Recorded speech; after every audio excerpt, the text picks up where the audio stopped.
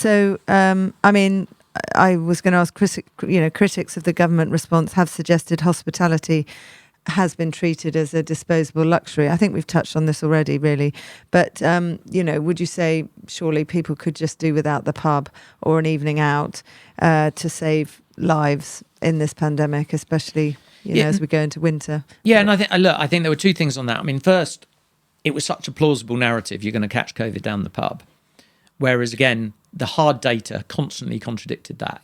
The evidence from government agencies was that incredibly few outbreaks arose from hospitality throughout, probably because ventilation was good, people knew it was a risk and so forth. But either way, just the data were the data. Yeah. There were outbreaks in hospitals, there were outbreaks in care homes out here, and there was an incredibly tiny fraction that came from hospitality.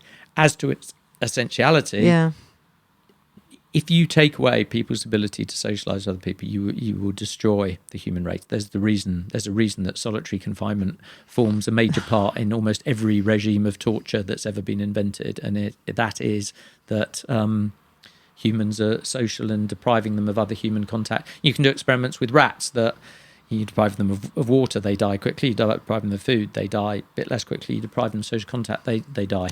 Loneliness does kill. Loneliness kills and causes mental health issues and damages societies and prevents innovation. Yeah. It prevents feedback. It prevents advice. It prevents social. It prevents people sharing their problems. Yeah. It prevents support. It prevents people having a laugh. It's just, it's huge.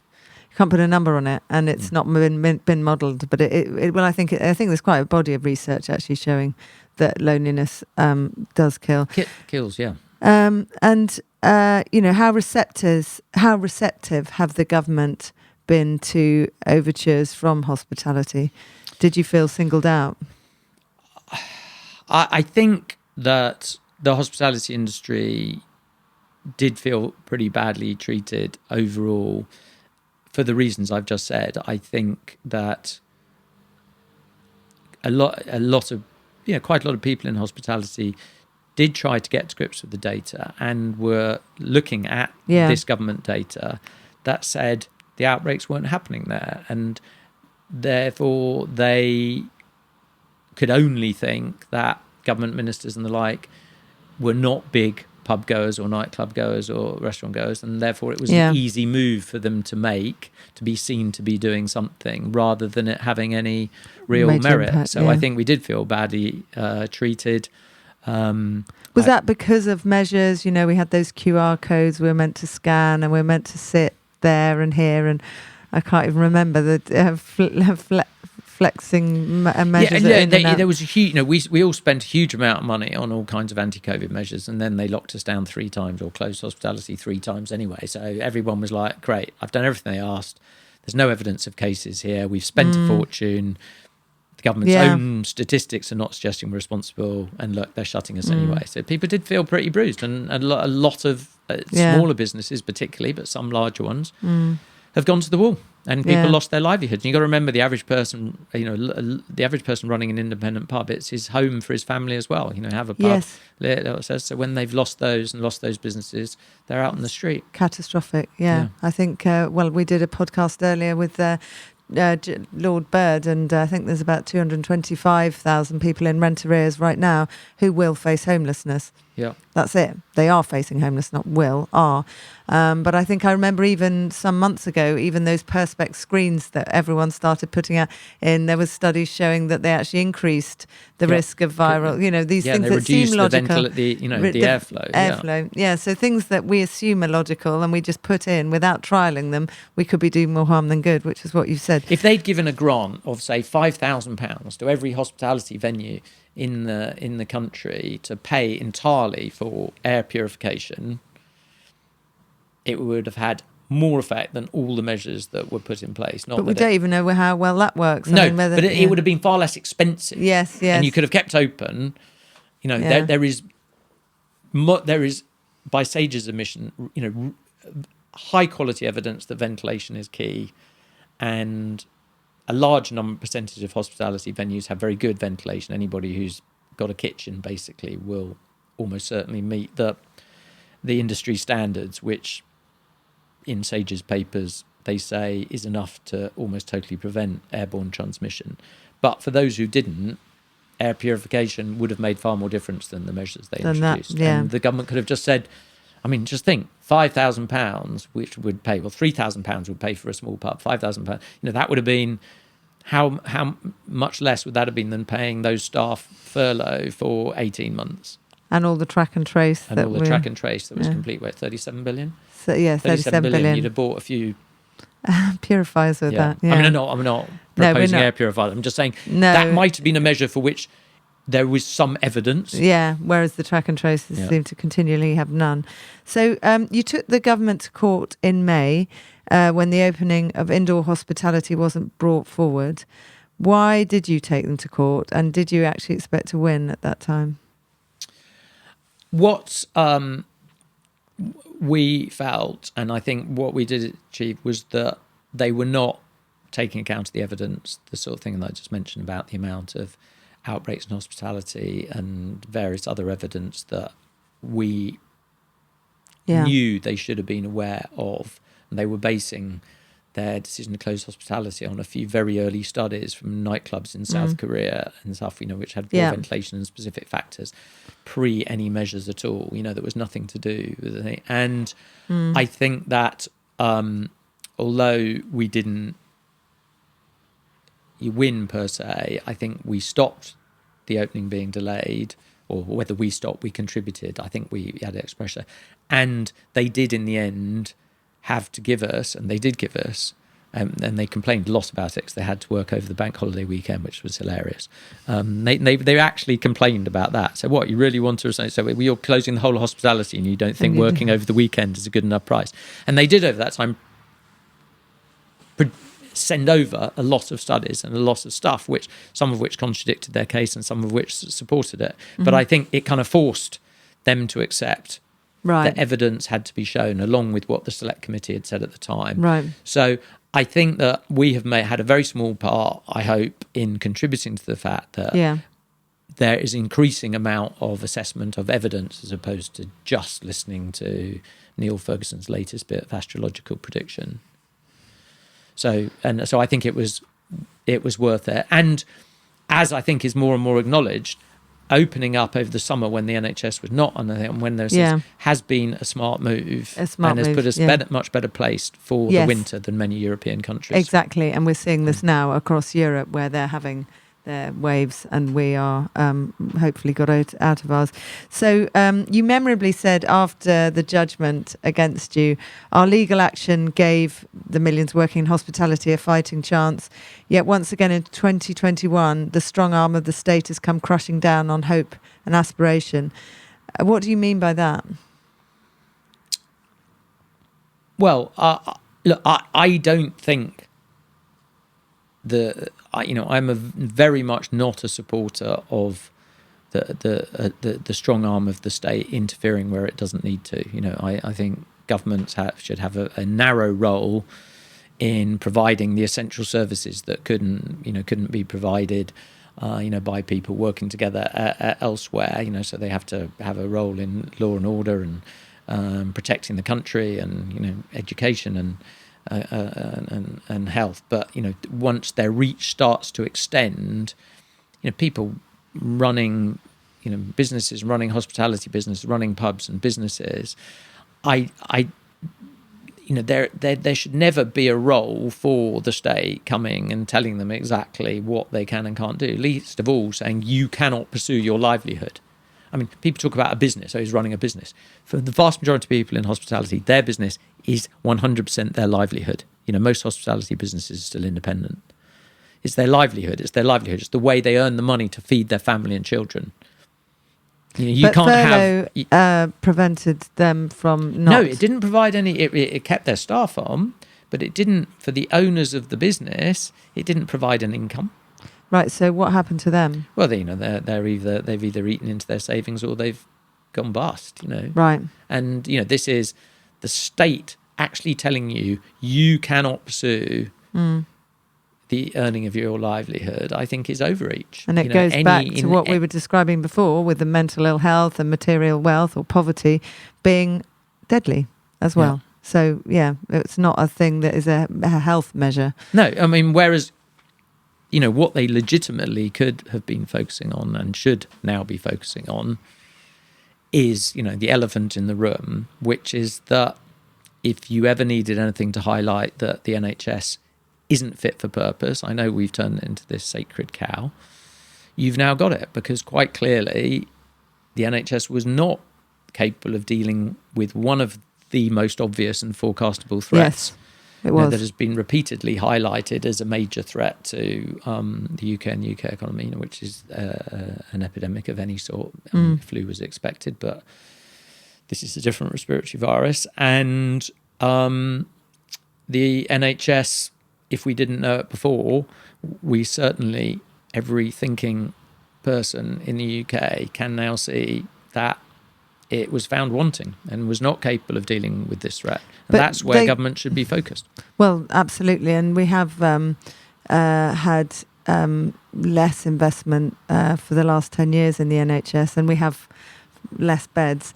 This is another reason why we might be locking down this winter. But you could argue that all European countries did a similar thing, and no one was prepared for what's happened. So you can't really blame it. And we still have people, infections are rising. It's very difficult to manage. I think that just taking up on a side point there, this obsession with infections as opposed to illness really has to go, because if the data are to be believed from South Africa and here, many Omicron cases, many positive tests for Omicron are not even resulting in symptoms. But even with Delta, with our current, we have a rise in cases, particularly in the younger groups. But so what? Yeah, so what? It's a very small number of people out of the total population in hospital, which I think is 140,000. Only a very, very tiny fraction are now with now with COVID. So I think getting rid of the idea of talking about infections. That we have to do that. We have to go back to talking about treatable illnesses, as opposed to positive cases. I think, I can't remember, it's some huge number, like 10% or 11% of people out in the general community are carrying MRSA. So you might be. So one of us may be carrying MRSA. We're not ill. So what? And it can't be eradicated in the community, but boy, you don't want it in a hospital. Hence, you go to hospital for a procedure, you get But people do say you don't want people carrying COVID around in the community because there are immunocompromised people who are vulnerable to it. But this is the same in MRSA. I think it's around about 10,000 people a year have been reported as dying regularly from hospital-acquired infections pre-COVID, MRSA, C. diff, etc., etc.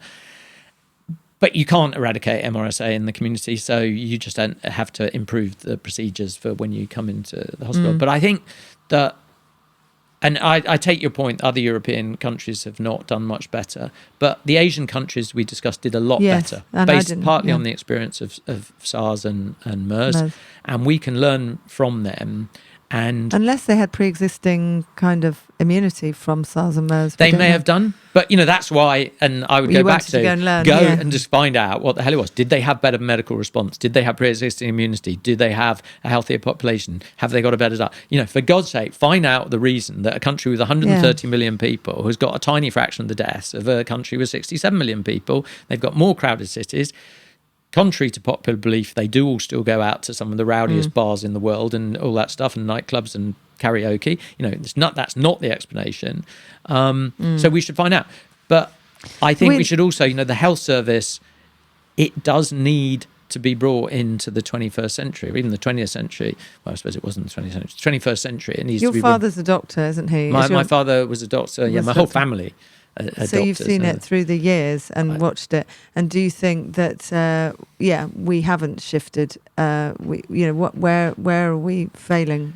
Well, I think it was a service and a structure that was designed to meet the needs of a population in the 1950s, and just as while a car built in the 1950s might be very beautiful and desirable, it would not be any match for a car built in 2021. Imagine a Formula One car of 1950 versus Are the one mil. government doing enough to adapt to the changing needs of the population? No, I mean, and you know, there is this absurd idea that the NHS is a good structure. I mean, there is no other country in the world that is imitating the NHS. They all, you know, there are better systems, there are worse systems, and you can look at outcomes and see. But it is not a good system. I mean, if you look at the NHS and its structure and the number of committees and the number of trusts and the way it works and the you know, whether you look at procurement or whether you look at,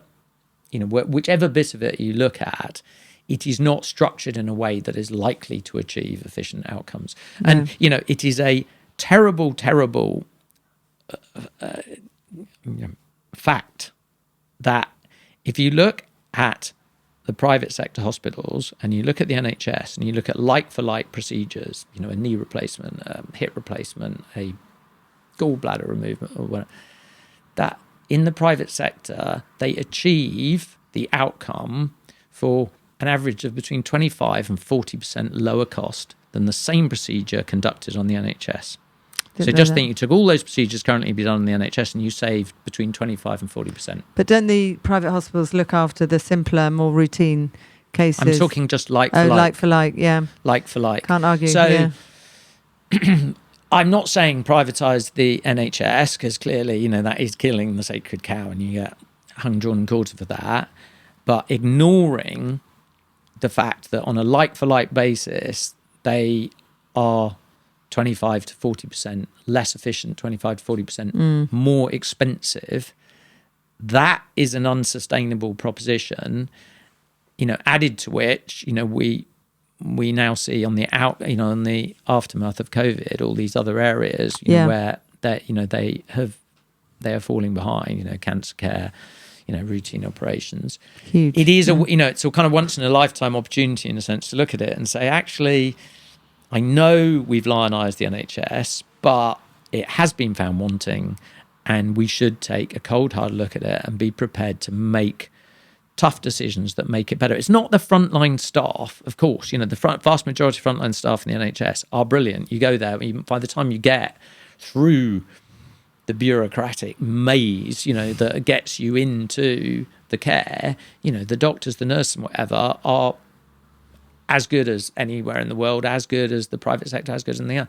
But the efficiency as an organisation, I mean, if you were to look at it, and, you know, I've run some quite large businesses with tens of thousands of employees. In fact, if you look at, there's one guy who's written really good, not exactly thriller material on structure of health services around the world, and it shows all the diagrams of all the bits. Wow, that'd be interesting. He's a guy who was at KPMG. Anyway, if you look at the structure, you just need to look at it for 10 seconds saying, right, if this was a business and I was trying to run it and make it modularly efficient, I could not work with that structure.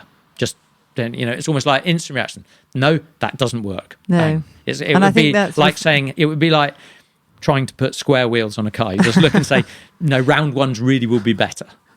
Yeah, but I think the survival rates kind of reflect that compared to Europe. Definitely for cancer, we have among the poorest survival rates. So it's not just about money and efficiency, you know, because people say, oh, well, at least it's free for everyone. But actually, we don't have good survival either. So no, although there's a curious artifact in that data, because I like artifacts and data, as you know, which is that we diagnose it later, which sounds like a worse thing. Yeah. It is a worse thing. But the later you diagnose it, the fewer people survive out of the people you diagnose. So if you take the number of people that we diagnose and the number of people who die, you get a higher percentage. The actual cancer death rates as a percentage of the population versus the other European countries are not nearly as bad as those data you're looking at suggest, which is really another interesting sort of slightly defending the NHS I am in that case. You do have to look, you know, all these data artifacts are things that you have to understand if you look at a pandemic or you look at medical data. And it used to drive me insane when one of the things that drove me insane studying medicine all those years ago, I was like, you just want to look at medicine, you don't want to look at data. But at the end of the day, you know, if this treatment achieves outcome, you have to look at mass data, not just, you know, and the medical profession has been, in my opinion, you know, the use of data in medicine is only at the beginning of its journey, but hence the breast cancer screening thing, and you know, the all of that good statistical analysis that failed to be done. But that's a bit of a sidetrack. Well, no, it's interesting. So you've also said that our objective is to ensure that when taken momentous and unprecedented actions affecting millions of its citizens, the government must base its decisions on evidence, not prejudice, and must be held to account if it does not. Who is holding this government to account? No one very successfully. I think that if you look carefully, you can find that there has been a lot of criticism very much along those lines from quite a lot of august bodies. They got reprimanded by the statistical regulator at one stage. They've been for the lateral flow for the data. For the I think I can't remember what it was actually, but it was for the reporting of some statistics. They've been reprimanded several times by various select committees and government-owned bodies for misuse of data or not presenting the evidence. So there's been quite a lot of, you'd have said, quite august bodies making this same criticism, and I don't think they have been held to account. Whether the subsequent inquiry, assuming there is one, assuming it's public and judge-led, it comes to those conclusions, and as a result we get a better response next time, who can say? I mean, I think it's... The inquiry seems to be looking to focus on should we have locked down earlier and harder, and why didn't we lock down then, and what measures should we put, rather than looking, was it binary, lockdown or not lockdown? Was that actually the only two choices we had? And I don't think that, there's another, there must be many ways to skin a cat, and that it wasn't the plan, actually. It wasn't a pandemic plan.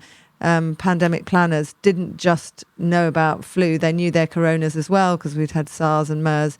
So it could have been done differently, where we didn't, they're never shutting schools. That even with Ebola, they would have kept, kids. There's hundreds and hundreds and hundreds of documents that you can find, several of which I read, and very dull they were too, published by the NHS and PHE about pandemic response, including, if you really hunt, you can find a reasonably full report of Operation Cygnus where they simulated it, which they pulled sort of 2/3 of the way through because in their simulation too many people were dying.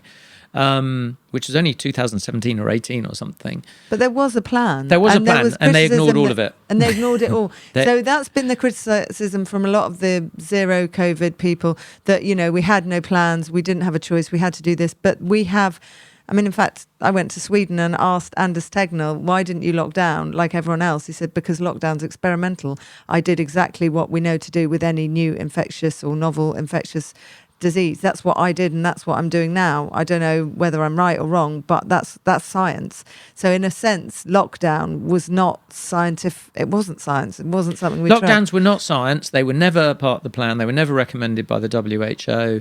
They were quarantine is recommended. Quarantine is not lockdown. Quarantining of known sick people to stop the infection spreading to the healthy is a known remedy that's been used for centuries and centuries, and pre-antibiotics or anything else. Lockdowns, which are the lockdown of healthy people to potentially protect spread, have never been recommended. They're of dubious efficacy, and we now know from worldwide data they don't work. So the idea or it's unclear whether they work or not, and given the harms, is it worth it? I think if you try and hunt through, if you look at 100 countries that lock down in various degrees and you try and find correlation, you can't. I know what correlation. In the sense that you have fewer deaths. Fewer deaths, right? Okay, but they might have saved overwhelming a health service, or they might have delayed it. They might have achieved something. But if the outcome is the outcome, how can you say they work? What criteria are they working on? I don't know much about, to tell you an individual lockdown, but I know what a correlation looks like when I see one. And if you can't show a correlation, better than random, they probably haven't worked. No. Oh, well, that's really interesting. So going back 30 years, could you and young Luke Johnston, who you've also worked with, who worked with you with the Pizza Express and launching those, could you think that you could hope to achieve similar things in the current climate that you did with Pizza Express? Yeah, there's always opportunities. Opportunities don't go away. So yes, I'm sure it would be something different. I hope it would still be hospitality, because it's a brilliant industry. There's there's nothing else like it. There's nothing where success is Seeing people happy. seeing people happy, making them enjoy themselves. Is that why you like it? Yeah, absolutely. You never have to look at a P&L if your restaurants or bars or clubs are full of happy people. You go into a place and everyone's having a good time. They're laughing, they're chatting, they're smiling. They're enjoying themselves. You don't need to look at the P&L. Money is a byproduct of business. It's something I think people get wrong sometimes. Money's not the product. The product is the product. Money is always a byproduct. You do the product well, you make people happy. Hospitality, you get paid for making people enjoy themselves. Where does having that a nice come time. from? Do you think you've always wanted to see people, as a young boy, were you someone that always liked watching people be happy? What do you think? I always liked parties. Did you? Okay. I fun loving. Yeah, I don't know. No, I think it was the kind of that way round. Yeah. And, I wouldn't, I can't pretend to be utterly altruistic. That would be stretching the point too far. But I think, you have a business where actually you get paid to make people happy. That's a pretty cool thing. And would the young Hugh have been on the marches and at the barricades? 100%. 100%. I'm pleased to say some of my children have been. Similar, yeah. And so what effect will that have on the current generation of entrepreneurs? Do you think, what advice would you give them?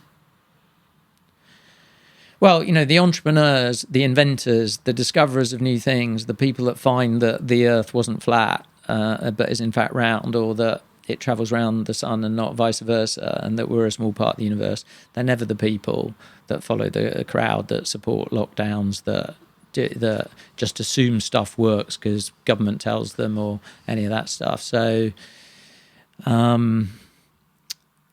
I think there's a fair degree of which that being entrepreneurial or being an inventor or discoverer or, doing those things that actually enable, hopefully, mankind, people kind, whatever we call it now, progress. I don't know the extent to which they're born and not made, but I think probably it's something that you have early on. And if you want to, make a stand and you've got an overall desire to improve something, or think how could it be better, or take something that doesn't work and make it work, or question why something is done like that when it could be better, or that really it works differently. If that strikes a chord, then you can be an entrepreneur, or you can invent something great, or you can do something. And if you're not that kind of person, you're probably then not. You're not. There's a way of thinking, yeah. And where do you sit? Where you sit in a room with Boris? Were you to sit in a room with Boris Johnson now? What would you tell him? I'm not sure that would be, printable or broadcastable. I think. Look, I would want to understand whether he genuinely does have real kind of hardcore principles that he believes in, and if so, what are they? Because I think that some of the things that I would have hoped, that he believed in kind of freedom, independence of spirit, and so on, appear to have been trampled over the last 18 months and 2 years. And I think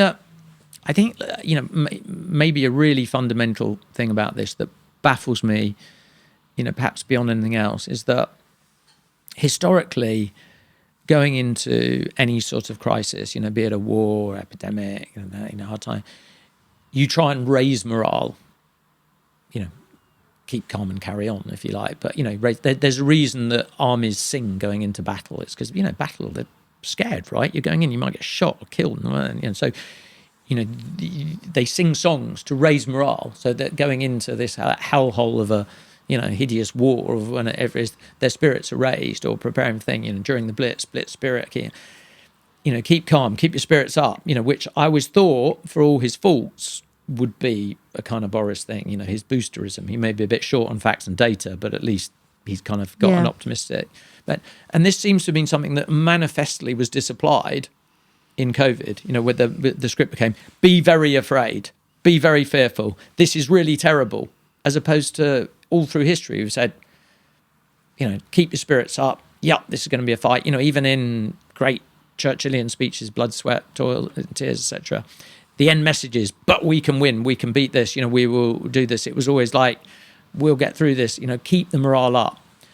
And I'm just staggered how so much the government messaging and Sage messaging, everything has been so pessimistic. And, if I was with Boris Johnson, I'd say, where did that come from? Is that really, I never thought you were that person. Why are you telling everybody, why did you go so long telling everybody how terrible this is and they all might die? Why would you exaggerate the threat? Why would you exaggerate the threat? Did they exaggerate the threat?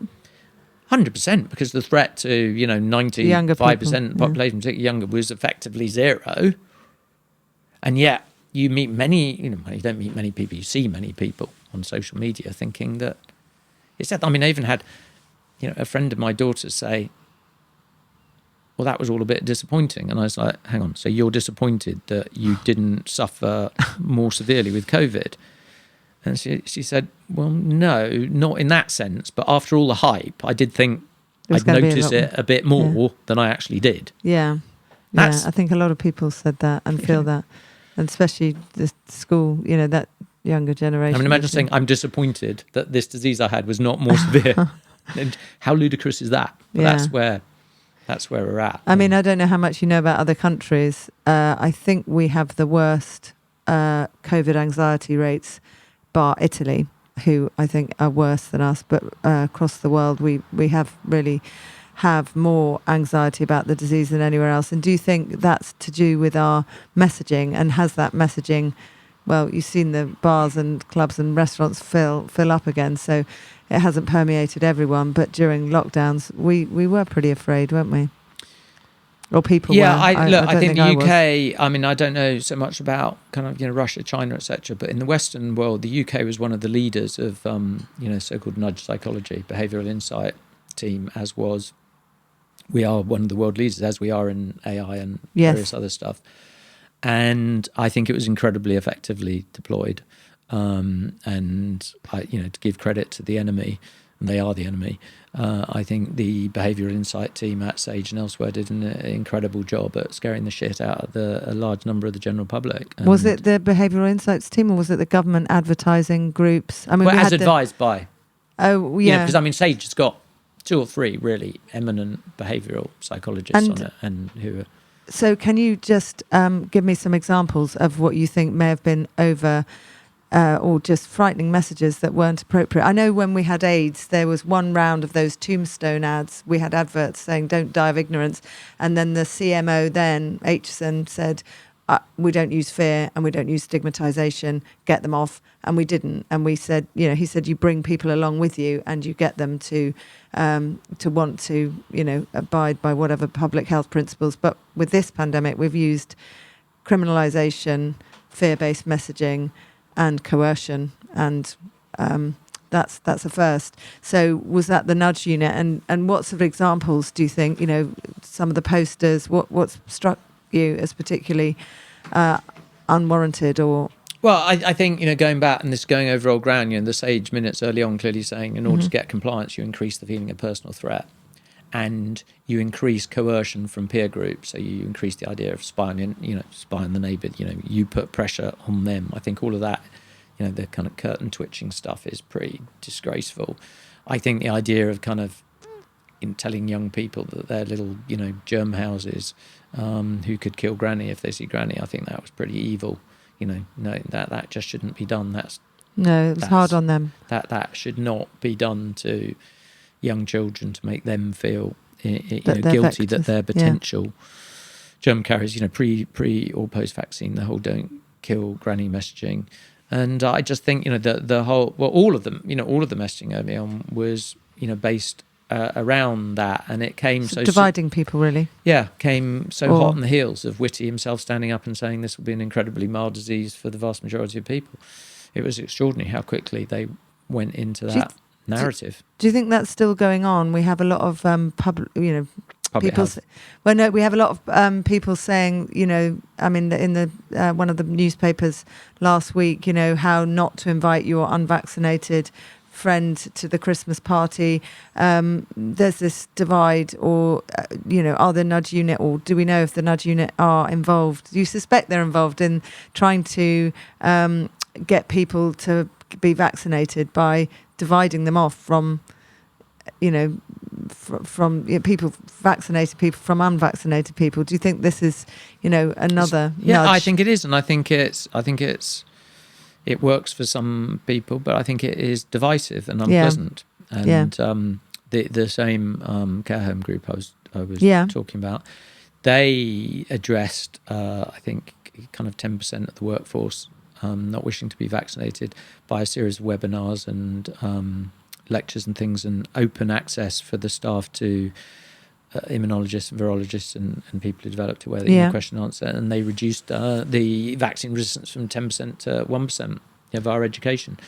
I mean, I think the government has even said religious shouldn't be considered. There's, I think, some use of fetal products and some people don't want to be vaccinated for that. There's groups in the health service that don't want to be vaccinated for religious reasons, but it's almost like they're being told to put their faith to the side and go ahead. I mean, that can't be fair.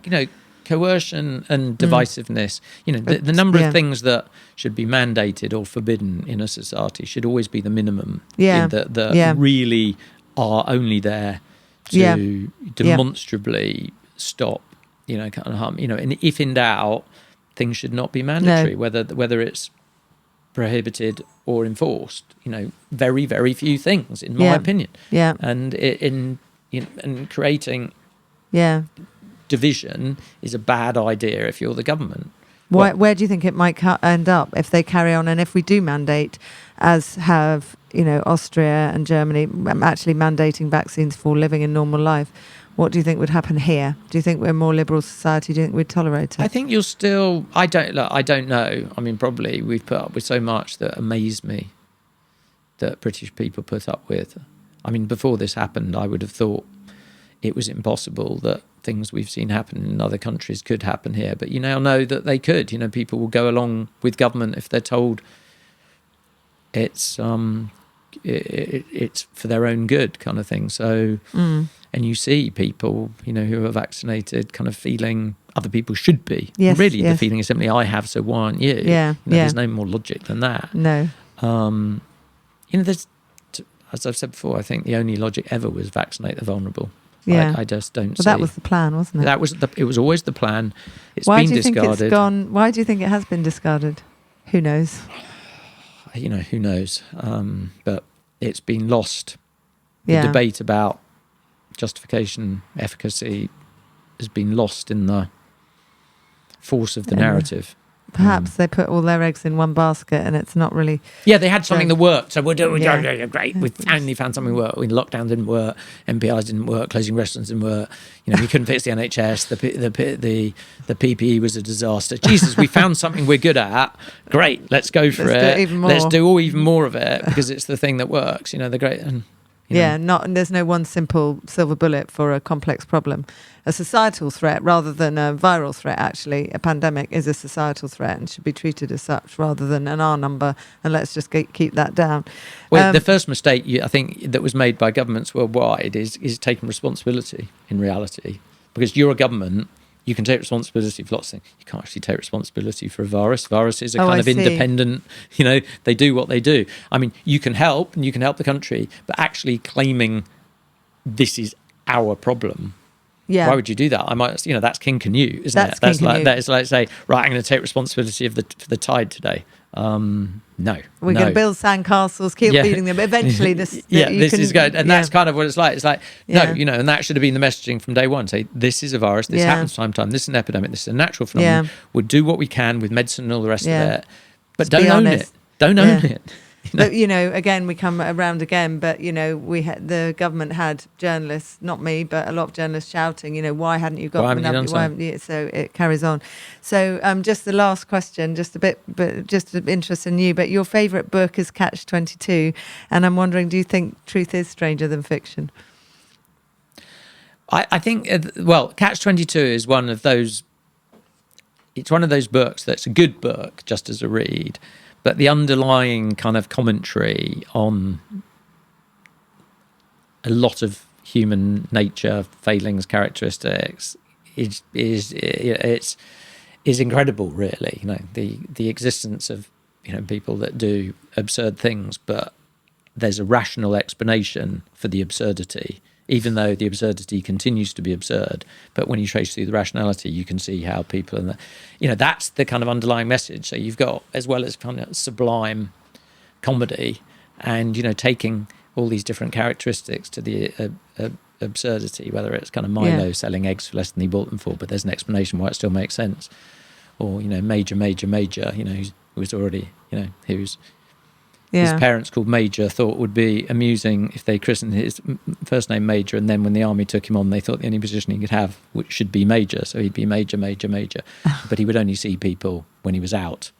But, which is an absurdity. But you can also you can feel like that sometimes. Say, if somebody wants to see you, think, probably I'd rather be out. So taking it to the position where this person will only book appointments at times he knows he's not going to be there, is just fantastic. And there's all these little commentaries on all these different kind of human characteristics, which you illustrate the characteristic by taking it to the absurd, hence making it kind of it is the ultimate catch-22. Yes, syndrome is so true of lots of life of life that if you can do something, it's like you want a bit more Groucho Marx, you want to be a member of a club that you can't be a member of, or all that stuff. So it's it really is a good book, and it's good on a superficial level as a light read, but it's also, if you read it again, you kind of think, oh yeah, I know that person, I know that person, I know that person, I know that person, and it's pretty much got all of human absurdity encapsulated somewhere in the characters. And just one more question, actually. What will you do now? I mean, if we lock down in winter, will you just carry on with the same, or have you got other ideas about how to challenge the narrative, which is, locked down at the slightest threat? Where are you going with it? We have, I think we have a lot of ammunition in terms of data and evidence. And if measures are introduced that ignore it to the extent that we think we can meet the very high threshold for legal action against the government, we will take it. We have repeatedly, and I'll still put the government on notice that if they introduce the further measures, we will take action. Further measures such as Plan B. Even in Plan B, we've asked for, because they have said, catch-22, we've said, if you're going to do Plan B, then, and what it's going to be, we would like to see the justification evidence for those measures now. And they've said, you can't see them now because we haven't done them yet. You said, but you know what they are, and you've said specifically that if we do them, we may do them at short notice. So actually, we'd like to see them now and be consulted about them now. And they've said no, because we haven't done them yet. We haven't finalised the legislation. So who's we? This is you and a group. It's specifically me, but okay. With so support are you in of touch others. With members of government? Well, this is specifically the GLD. So we've been corresponding with the government legal department to try and, in the legal framework, put them on notice that we haven't seen justification for all the measures in Plan B, and that we need. But it depends what criteria you reference to justify it. If they say, look, cases are going up, you and I say, well, so what if that doesn't lead to severe hospitalisation? Has anyone no one's made a metric or a measurement like this, a number of deaths is acceptable, and is this not the problem? We don't know how many deaths are acceptable, and will we see potentially an entrenching of all these measures to stop not only coronavirus but any other respiratory virus? Because infection to fatality rate for coronavirus is the same as seasonal influenza now. So if we're the infection to fatality rate of Omicron appears to be 0. Sorry. Well, so far, so far. But the point is, the infection to fatality rate of the current wave is similar to seasonal influenza. So if we're not doing it for seasonal influenza, then why are we doing it for coronavirus? But if there is a justification for doing these measures and all these measures for coronavirus, then are we looking at a biosurveillance state or biosecurity state where we have to test before we get on a plane I see in my inbox, number of tests for this, for that, the diagnostics industries could have a field day in this, and not to mention all the other industries that could make money out of the new biosurveillance? Is this a fear? What is the government criteria for justifying Plan B? Well, I think that those are all really good points, and I would love to make them. And we're trying, for the purpose of finding stuff we can win on, to take ask them to say individual measures, show us the evidence that this individual measure works in the extent of achieving something. So if do they have to do that though? That's a simple question with a very complicated answer. But anyway, I think if we show there is no justification whatsoever, hence the Scotch egg that they back down on, so where they can't even find a shred of evidence or anybody's real opinion saying that Scotch egg is the measure, they're really in trouble. But that's a very high bar. So if we ask them to show some evidence, so our belief is that if we actually specifically ask them to show evidence, it increases the compulsion on them to have to produce evidence prior to introducing the measure. I'm with you. The test, them having produced the measure, to beat a bit of government legislation that is actually introduced for public health is incredibly high. Yeah. And in a way, it's just simple enough for them to, all they really have to do is say, well, France did it, so we're fine. Yeah. But we think, the more we can ask, if we can find something where there isn't even a glimmer of evidence, then we have a chance of of beating them on that. If you go wider and broader, which is where obviously I would like to go and say, well, hang on a sec, what are the measures? How many lives changed? That's a legitimate debate, but it's bloody difficult to make stick in any kind of legal action anytime soon. Yeah. My hope would be that there will be a public inquiry, that while the initial noise might be around, should we have locked down sooner, that if it is a proper judge-led like Iraq or whatever,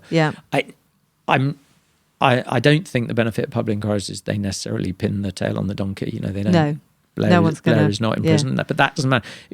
Blair is not in prison, but I don't believe any prime minister is going to invade another country without seriously better justification in the future. So it's achieved that objective. Yeah.